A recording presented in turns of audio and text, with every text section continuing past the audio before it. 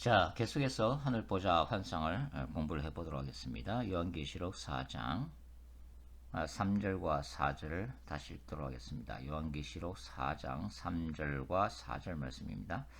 앉으신 이의 모양이 백옥과 홍보석 같고 또 무지개가 있어 보호자에 둘렀는데 그 모양이 녹보석 같더라. 또 보호자에 둘러 24 보호자들이 있고 그 보호자들 위에 24 장로들이 흰옷을 입고 머리에 금관을 쓰고 앉았더라. 자, 사도 요한은 지금 뭘 보고 있는 거죠? 하나님의 보호자를 보고 있습니다. 그리고 하나님의 보호자를 둘러싸고 있는 게 뭡니까? 바로 무지개죠. 무지개입니다. 자, 이 무지개는 창세기 9장에 나타나 있는 바로 그 언약의 무지개를 연상케 하죠. 언약의 무지개는 노아 홍수 심판 이후에 하나님이 보여주셨던 무지개죠. 다시는 물로서 인류를 심판하지 않겠다라고 하셨던 바로 그 무지개입니다. 자, 이제는 노아가 아닌 누가 보고 있어요? 사도 요한이 이 무지개를 보고 있죠. 보좌에서 이 무지개를 다시 보고 있습니다. 이 창세기 9장에 나와 있는 무지개 언약과 관련해서 우리가 생각할 때에 차이점이 있다면 뭡니까? 이 보호자를 둘러싸고 있는 무지개가 일곱 빛으로 구성된 것은 아니죠. 여기 요한계시록 4장에는 오직 녹보석으로 구성이 되어 있다는 것을 우리가 알 수가 있습니다. 이 녹보석은 에메랄드 빛이 나는 그런 보석이라고 알려져 있죠. 그러니까 요한의 그 신학적 메시지의 핵심이 뭡니까? 바로 색상의 수가 아니죠. 일곱 색깔 자체를 강조하는 것이 아니라 바로 무지개 언약 그 자체를 지금 강조하고 있다는 것을 우리가 알 수가 있습니다. 그러니까 노아의 홍수 심판 이후에 세상을 물로 심판하지 않겠다고 하는, 그거는 뭘 얘기하는 거예요? 바로 하나님의 헤세드를 얘기하는 거죠. 하나님의 긍휼을 얘기하고 있는 거죠.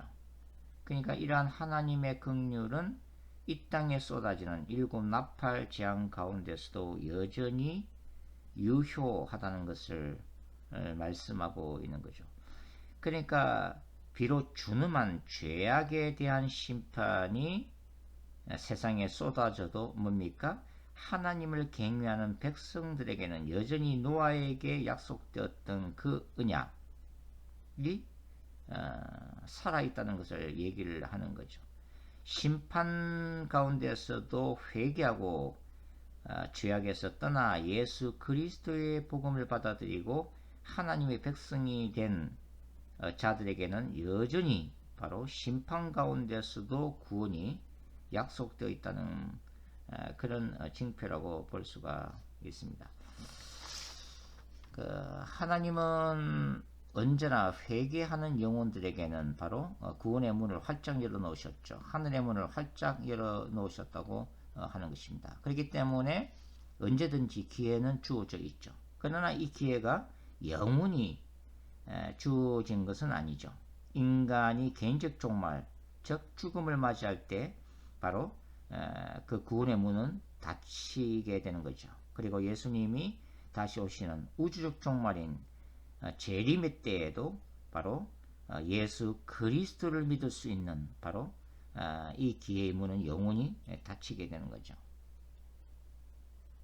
그러니까 우리가 이 보호자에 둘러있는 이 무지개 언약을 생각할 때에 결국은 이 땅에 쏟아지는 재앙은 하나님이 궁극적으로 심판하는 게 목적이 아니라는 것을 알 수가 있습니다.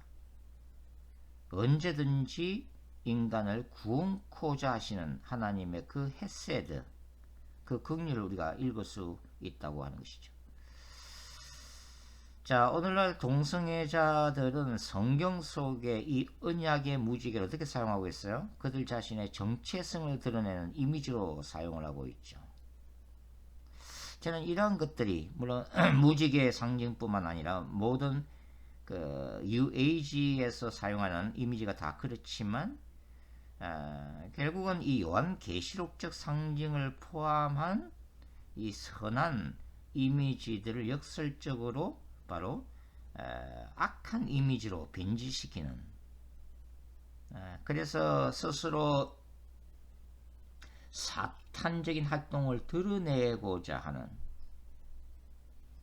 그런 것들을 우리가 볼 수가 있는 거죠. 자, 이어서 사도 요한은 하늘 보좌 주변의 모습을 보여주고 있습니다. 4장 4절부터 6절까지의 말씀인데요. 다시 한번 읽어보겠습니다. 요한계시록 4장 4절부터 6절 말씀요.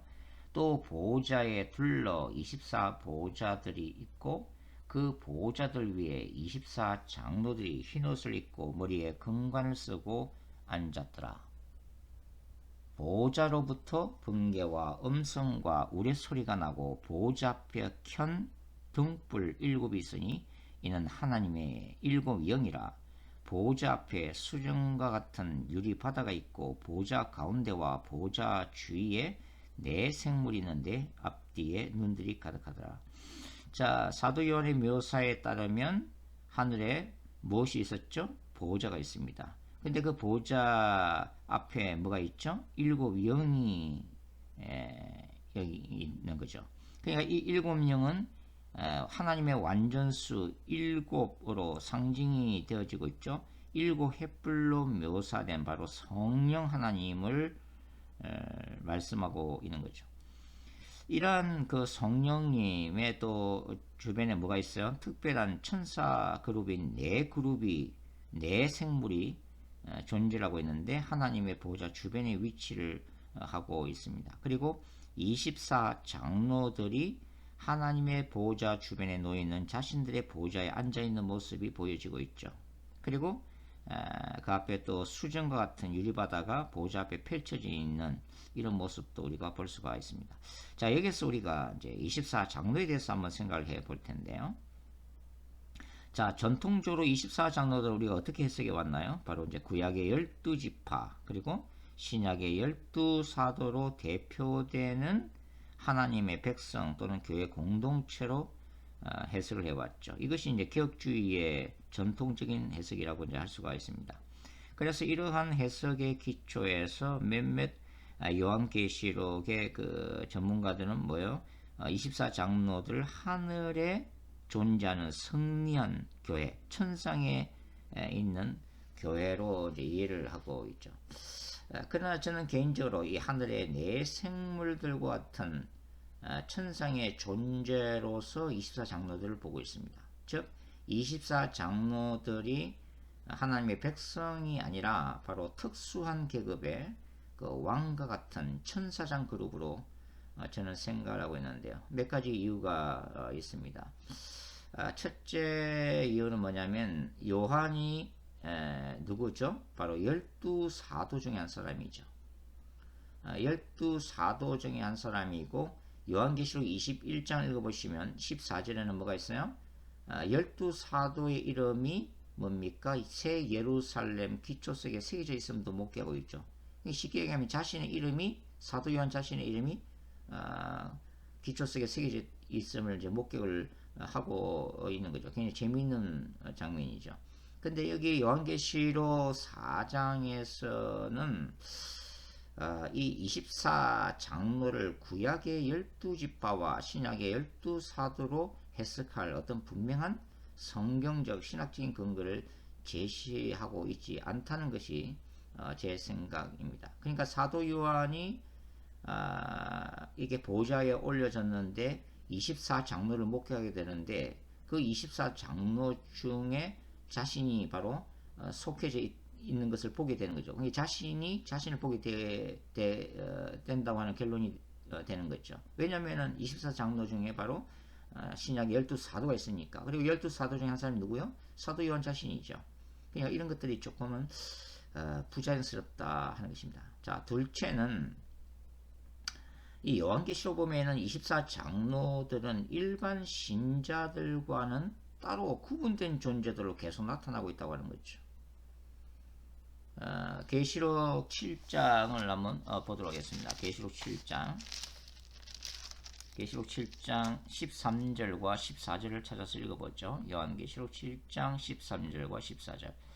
장로 중 하나가 응답하여 나에게 이르되, 이 장로가 누굽니까? 바로 24장로 중에 한 사람이죠. 장로 중 하나가 응답하여 나에게 이르되, 이 흰옷 입은 사람이 누구며 또 어디서 왔느냐? 이 지금 누구한테 묻는 거예요? 바로 사도 요한에게 묻고 있는 거죠. 14절. 내가 말하기를 내 주여 당신이 아시나이다 하니 그가 나에게 이르되, 이는 큰 환란에서 나오는 자들인데 어린 양의 피에 그 옷을 씻어 희게 하였느니라. 자, 여기에서도 바로 이 24장로 중에 한 사람인 이 장로는 분명히 사도 요한 같은 인간과는 구별되는 존재로서 지금 대화를 주고받고 있다는 것을 지금 볼 수가 있습니다.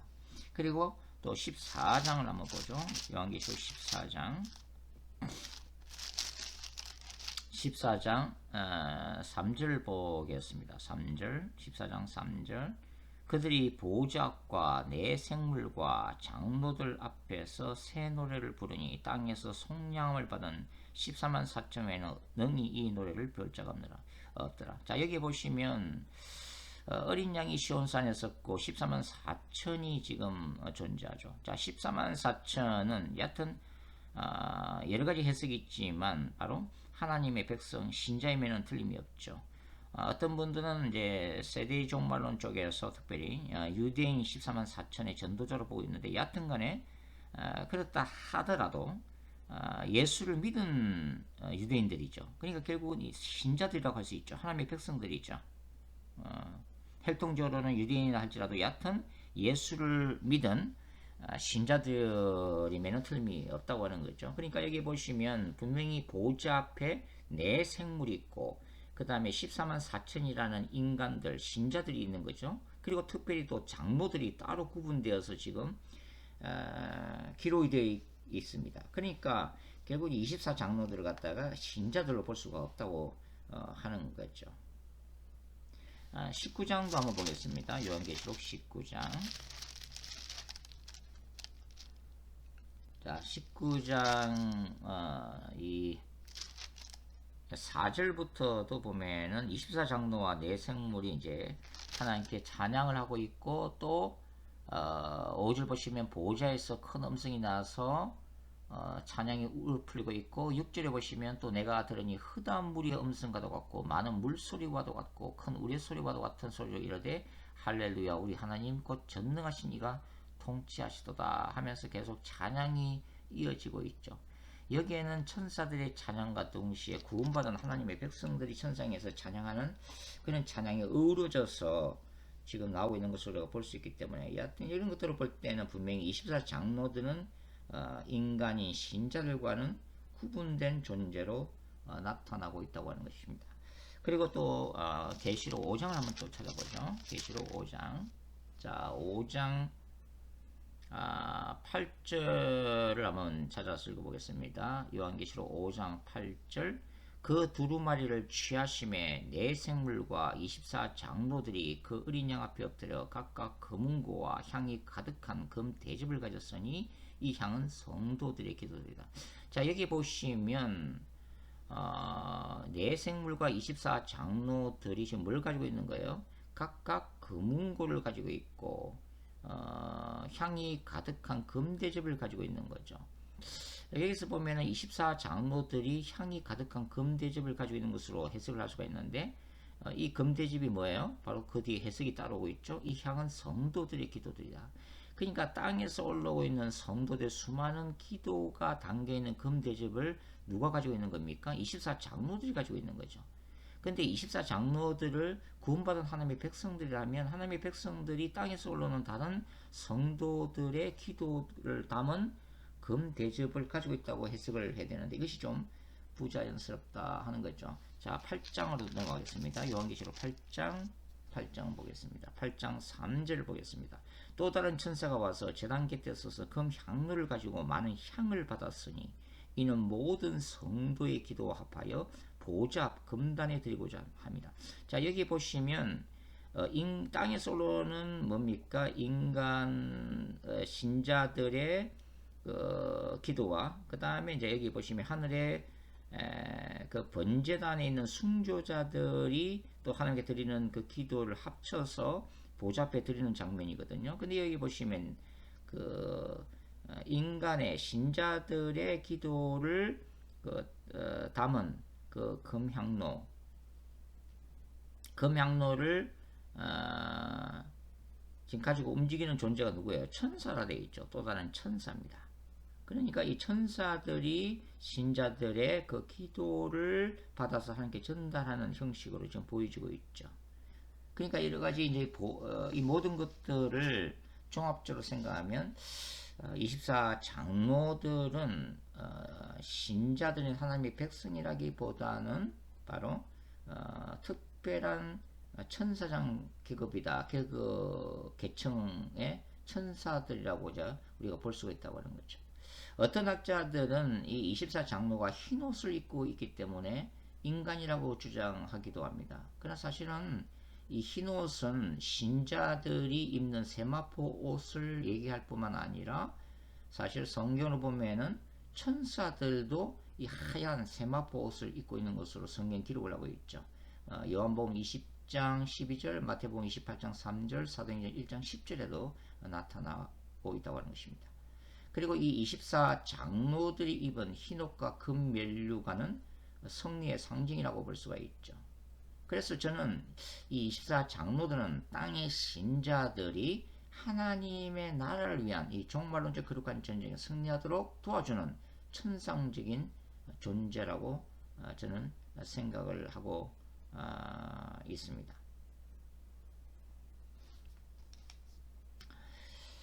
그리고 이제 5절 보시면 요한계시록 4장 5절 보시면 보호자로부터 번개와 음성과 우레소리가 나고 보호자 앞에 켠 7 등불이 있으니 이는 하나님의 7 영이라. 자, 보호자로부터 나오는 번개와 음성과 우레소리는 어떤 상징들일까요? 바로 하나님의 거룩한 전쟁의 상징들이라고 우리가 볼 수가 있죠. 이것은 시내산에 임했던 하나님의 음성과 임재를 상징하고 있습니다. 출애굽 19장에 나타나 있죠. 그리고 이러한 번개, 음성, 우레소리는 요한계시록에서는 땅을 심판하는 하나님의 능력들입니다. 그뿐만 아니라 요한은 성령을 완전수 7로 표현하고 있는데 보호자 앞에 타오르는 횃불 같은 존재로 묘사를 하고 있죠. 이는 구약의 그 성막, 특별히 이제 성소에 있었던 7 금초대에 해당하는 이미지라고 우리가 볼 수가 있는 거죠. 그리고 다니엘 7장에 묘사된 불의 영광으로 가득 찬 보호자의 특징이기도 합니다. 그러니까 하나님의 불같은 권능을 일으키시는 원천으로서의 바로 성령님을 나타내는 상징이라고 우리가 볼 수가 있는 거죠. 오늘 여기까지 이제 함께 공부를 해봤습니다. 거룩하신 아버지 하나님, 우리가 늘 주님의 보호자를 볼 수 있게 도와주십시오. 이 땅에서 여러 가지 분주하고 힘든 삶을 살고 있지만 우리의 영의 눈은 늘 사도 요한이 봤던 그 주님의 보호자를 계속해서 바라볼 수 있게 도와주시고 우리에게 지금도 역사하시는 예수 그리스도와 우리를 도우시는 하늘 아버지와 그리고 하나님의 나라를 위해서 우리 가운데 역사하시는 성령님을 늘 바라보고 의지할 수 있도록 도와주시옵소서. 예수님의 이름으로 기도드립니다. 아멘.